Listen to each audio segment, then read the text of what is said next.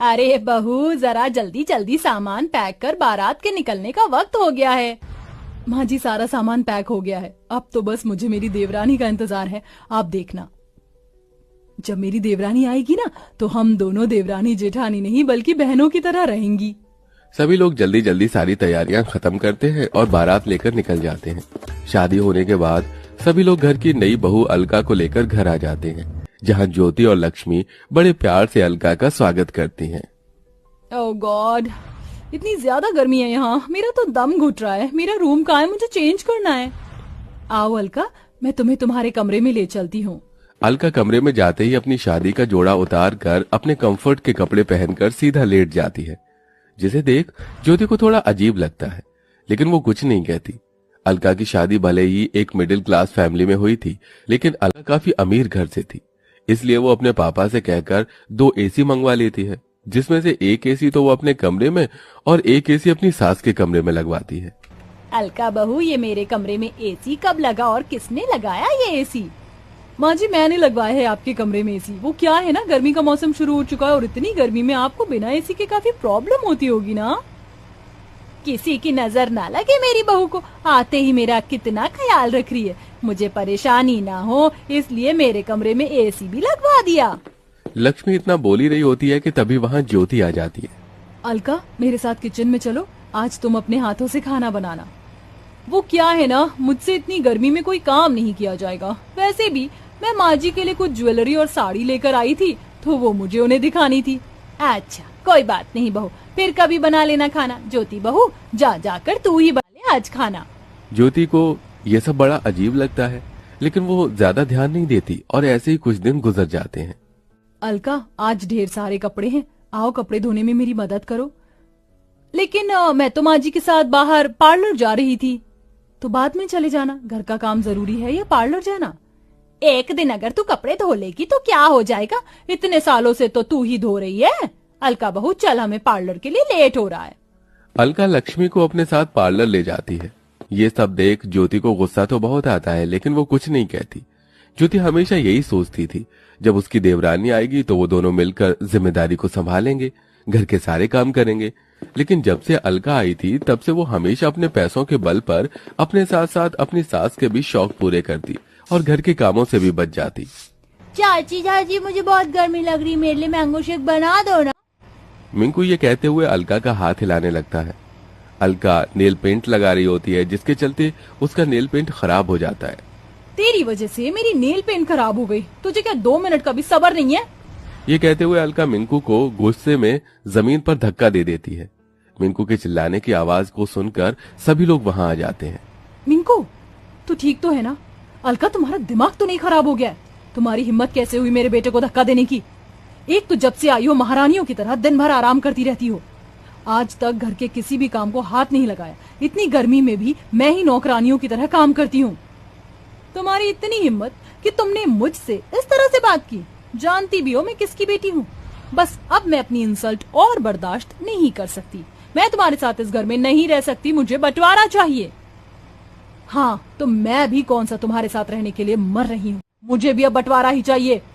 अरे तुम दोनों का दिमाग तो नहीं खराब हो गया? तुम दोनों ये क्या बातें कर रही हो? माँ, अब आप ही कुछ समझाओ इन दोनों को। मैं क्या समझाऊं, जो हो रहा है सही हो रहा है। वैसे भी मैं तो अलका को ही अपनी बहू मानती हूँ। जब से आई है मेरा कितना ख्याल रख रही है। गर्मी में सबसे पहले इसने ही मेरे लिए एसी लगवाया, रोज मुझे शॉपिंग करवाती, आइसक्रीम खिलाती, और कल तो हम लोग स्विमिंग पूल भी गए थे। मैं तो अलका के साथ ही रहूंगी। लक्ष्मी के फैसले के आगे अब कोई कुछ नहीं बोलता था, जिसके बाद अब अलका व्हाइट पेंट लेकर आती है और सबसे पहले हॉल में लाइन खींच देती है। साथ ही साथ बाथरूम, किचन, डाइनिंग टेबल, यहाँ तक कि फ्रिज पर भी लाइन खींचकर उसका भी बंटवारा कर देती है। और अब एक तरफ लेकिन अलका अपने पति नितिन और सास के साथ रहती है, वहीं दूसरी तरफ लाइन के ज्योति अपने पति दुर्गेश और बेटे के साथ रहती है। अलका बहू, बहुत भूख लग रही, जल्दी से खाना बना दे। क्या क्या कहा आपने? मैं खाना बनाऊंगी? मैंने अपने मायके में आज तक चाय तो बनाई नहीं, और आप मुझसे खाना बनाने की उम्मीद कर रही हैं। ज्यादा भूख लग रही है तो खुद जाकर बना लीजिए। अपनी बहू की बात सुन बेचारी लक्ष्मी खुद गर्मी में आकर किचन में खाना बनाने लगती है। वहीं लाइन की दूसरी तरफ ज्योति भी खाना बना रही थी। कैसी निकम्मी बहू है मेरी, इसे दिखाई नहीं दे रहा है कि इसकी बूढ़ी सास इतनी गर्मी में भी खाना बना रही है। ये नहीं आकर कुछ मदद कर दे। लक्ष्मी मन ही मन ज्योति को कोसने लगती है और खाना बनाकर वहां से चली जाती है। और ऐसे ही कुछ दिन गुजर जाते हैं। लक्ष्मी देखती है कि ज्योति लाइन के उस तरफ अच्छे से झाड़ू पोछा करके साफ सफाई कर रही है। लाइन के इस तरफ वाला घर किसी हीरे की तरह चमक रहा है, वहीं उसके वाला घर किसी कूड़ेदान की तरह लग रहा था। अलका बहू उठ जा, पूरे घर की सफाई कर दे, पूरे घर में कचरा फैला हुआ।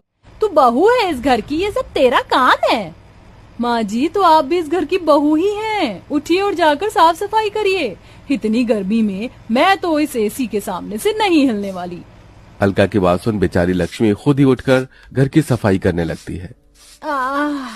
मेरी कमर, इस कमर दर्द और गर्मी ने तो परेशान करके रख दिया। कहाँ फंस गई मैं। अलका खुद पूरा दिन गर्मी में एसी के सामने आराम करती रहती है, वहीं वो अपनी सास लक्ष्मी से नौकरानी की तरह घर के काम करवाती है। हमारे कमरे में कितनी ज्यादा गर्मी है ना, पता है चाचा चाची के कमरे में बड़ा वाला एसी लगा हुआ है, उसमें से बहुत ठंडी ठंडी हवा आती है। माँ, हम एसी कब लगाएंगे? हम तुम्हारे चाचा चाची की तरह अमीर नहीं हैं। तुम्हारे चाचा मल्टीनेशनल कंपनी में काम करते हैं और तुम्हारे पापा मामूली कूलर की दुकान में, समझे?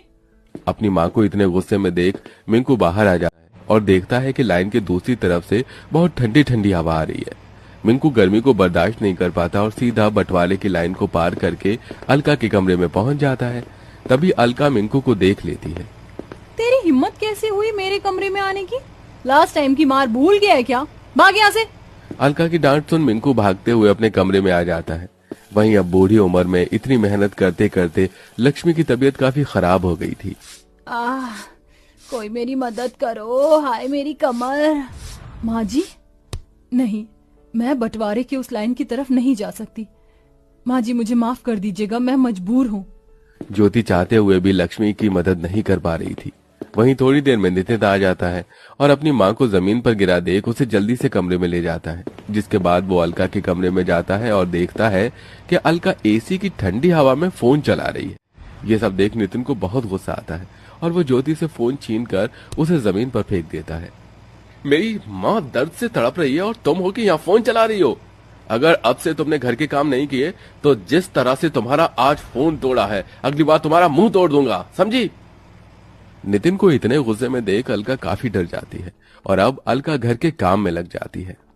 ये रोटी है या इंडोनेशिया का मैप? गोल बिल ही नहीं रही है। लगता है मैंने गलती से डिटर्जेंट पाउडर की जगह ब्लीच पाउडर डाल दिया। ये सारे कलरफुल कपड़े तो विधवा हो गए। मेरी कमर, लगता है इस गर्मी में घर का बंटवारा करके मैंने अपनी जिंदगी की सबसे बड़ी गलती की है।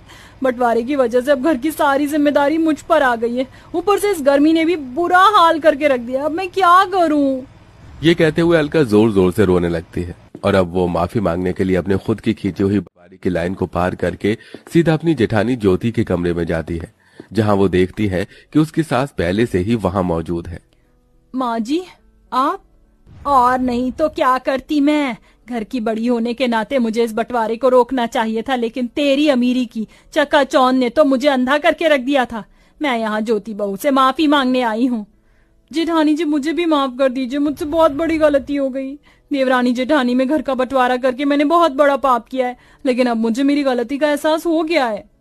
नहीं, मैं तुम्हें इतनी आसानी से माफ नहीं कर सकती। भगवान के लिए हम दोनों को माफ कर दे बहू, हमसे बहुत बड़ी गलती हो गई है। माँ जी, ये आप क्या कर रही हैं? आप मेरे सामने हाथ मत जोड़िए। ज्योति अपनी सास और देवरानी को अपनी अपनी गलतियों का एहसास होता देख उन्हें माफ कर देती है, जिसके बाद अब दोनों देवरानी जेठानी मिलकर घर की जिम्मेदारियों को उठाते हैं और मिलजुल कर सारे काम करते हैं और सब लोग हंसी खुशी रहते हैं।